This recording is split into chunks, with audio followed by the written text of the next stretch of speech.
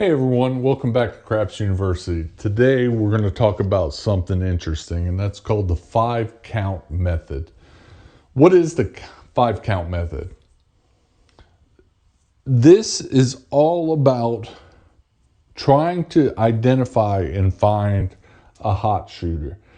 There are many times at the craps table where I played a pass line, I immediately throw out my 110 inside and immediately 7 out. Or they get one roll like a yo and then they 7 out. So what it is, it's a methodology to try to get you as a gambler to identify who you should be jumping in and who you should not be.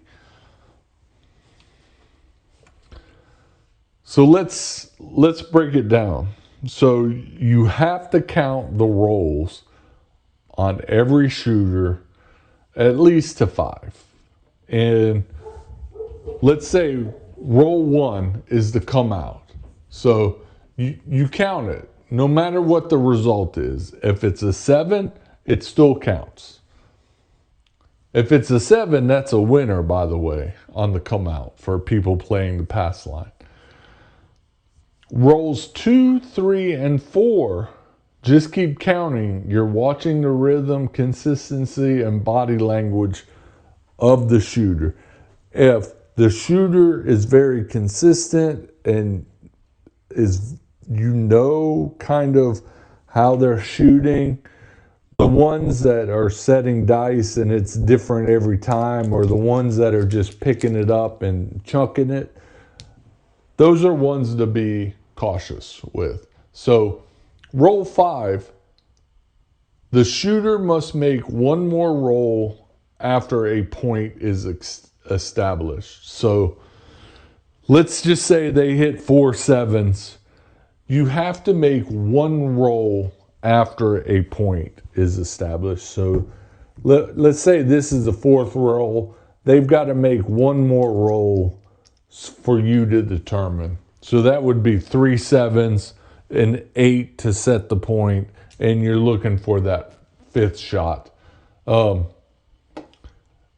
At that point, they're qualified, and you can jump in with your bets. If they 7 out at any point after reaching that 5th roll, you haven't lost the chip yet. Okay, and we're gonna walk through this. So that was probably a lot to take in without seeing how it works. So what do you jump in with when they do qualify? Well, place bets on the 6 and 8 or inside. You can use a come bet strategy. You can play a 3-point molly. We have a video of the 3-point molly. You can take full odds on your pass or your come bets, or even press your place bets with a strategy like mid press. You don't have to go wild. Just start with your core game plan once that shooter is qualified. So let's walk through this, okay? This is the come out, and this shooter is 6. That's roll number 1. We're on the 6, and we haven't done anything yet. Roll number 2, 12 craps midnight. Nothing really unless you're playing the field or have a horn bet. Roll 3, 6 point. All right, so they've hit 1 point. Things are starting to look good, so you might decide, well, I'm going to put a pass line bet. And 9. Neener 9. All right, so what do? So you decide, I'm going to play a come bet strategy. I'm going to play full odds on this shooter. 7 out. That's the worst. Maybe the odds wasn't good enough because a come bet with a pass line, you lose that, but you win there. So that would have been a better strategy than, just remember that for future. You can always put your odds at a later time. So let's walk through another shooter. This shooter comes up to the table, picks up the dice, looking for a point, and 7 winner. And that pays everybody playing the pass line. This is roll 2 coming, and roll 2 is an 8. We're still hanging. Roll 3, 8 point. Okay, this shooter's looking pretty decent so far. And 8 again. So that's 3 8s in a row. So points on. What do you do in this? Maybe you play the 6 and the 8. Get some caps on there. Put that in your rack. And you want a come bet too. And yo. All right, you get paid on that come.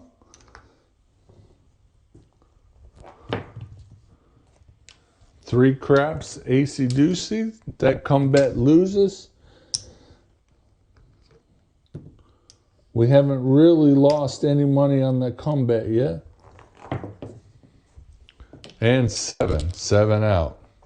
That's too bad. We lose these, but that come bet does get paid. And we'll do one more example.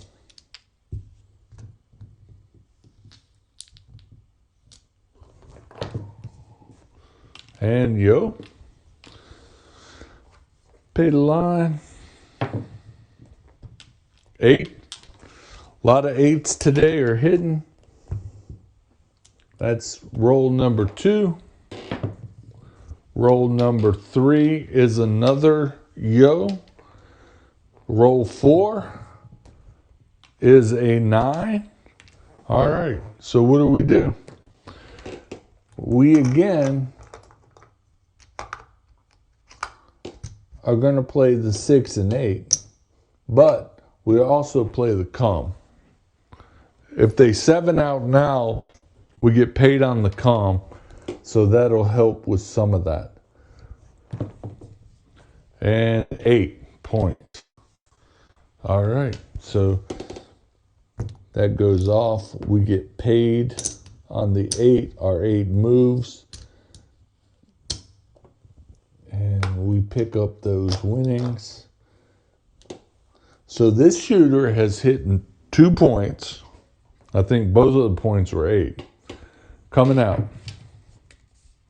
7. Pay the line. Winner. And 9.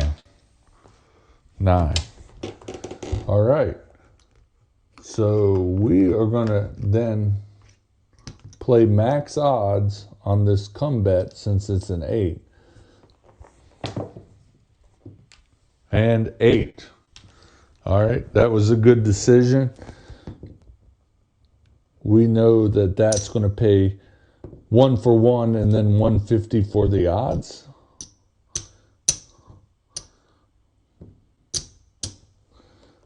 And at this time, we're going to tell the dealer, we put our come bet back, but tell the dealer, hey, I want to place that 8 because I don't have it.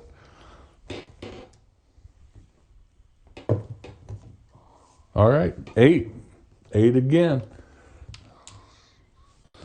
All right, so our 8 gets paid. We take that down.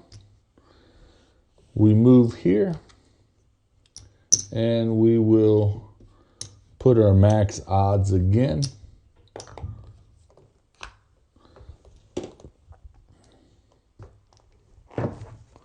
All right, 7, 7 out. All right, but that's just an example of sitting back and waiting to judge how the shooter is going to shoot. And it looks like that's 30.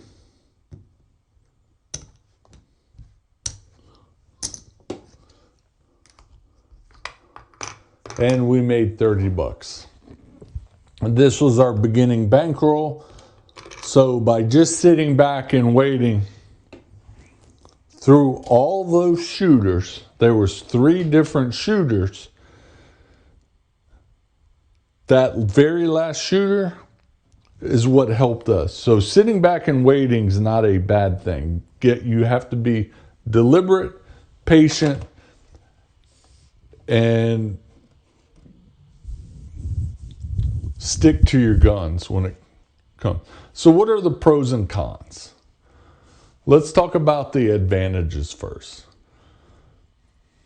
Number 1, this keeps you from playing every shooter. Just because you're there and have chips in front of you doesn't mean you have to play every single shooter. It protects your bankroll, and that's what I really like, is protecting your bankroll is key. If you're not protecting and thinking about your bankroll at all times, if you've got the money to burn like that, more power to you. But a lot of us have to think about bankroll management. How do we make it last longer? How do we get onto that hot shooter? This is possibly the way, using the 5 count method. Another advantage is you're watching the table and becoming more engaged. Even though you don't have a bet out there, you are engaged. You're betting with the 5 count method.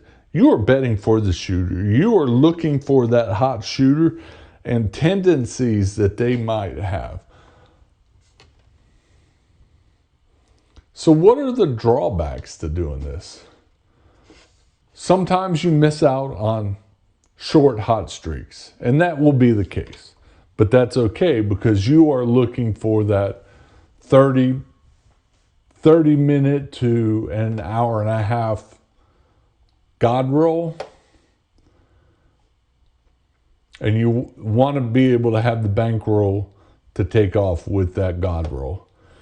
If the shooter hits big number early and you weren't in, it stings, I know. But we're playing table minimum and we build up.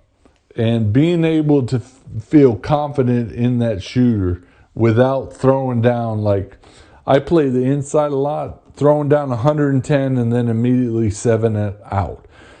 That means they set their point, 110 inside, pass line of 25 with max odds. That stings even worse.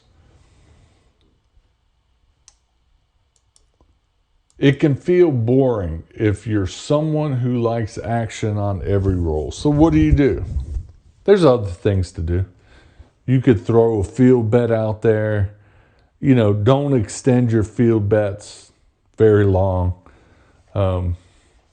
You might throw something on the hops. You know, just to get involved. But that's up to you, you know. And then here's some final thoughts. The truth is, most players lose money not because you don't know how to bet, but because they bet on everything. Every shooter, every roll, every moment. And that's what we need to learn here at Craps University, is one of the things that I'm trying to tell you. We don't have to bet on everything. Although it's fun. I know. I got it. So the 5 roll count slows you down. It forces you to pick the spots where you want to get in. It puts you in control of your bankroll and your money. Just because you stand at the rail doesn't mean you have to bet everything. So let's try it next time. Just sit back for 5 rolls, watch what happens. You might be surprised how often this saves you from betting on a 7 out. That really burns me. And I don't get mad at the shooter for getting a point and then immediately hitting that 7. You know, you can't really blame them. It happens. But that's what you're guarding against, is you put out a lot of money if you do odds on the pass line, if you play the pass line, if you go inside and you're playing the minimum. What if you're playing way above the minimum? That burns even worse. So that's it for this episode of Craps University. If you're ready to upgrade your table awareness and play smarter, the 5 count method is a great start for you. Let us know in the comments, do you already use the 5 count? Are you using another method that you would like me to cover? Let's see. Let's get everybody involved in the conversation. And as always, play smart, stay sharp, and we'll see you at the tables. Craps University out. Thanks.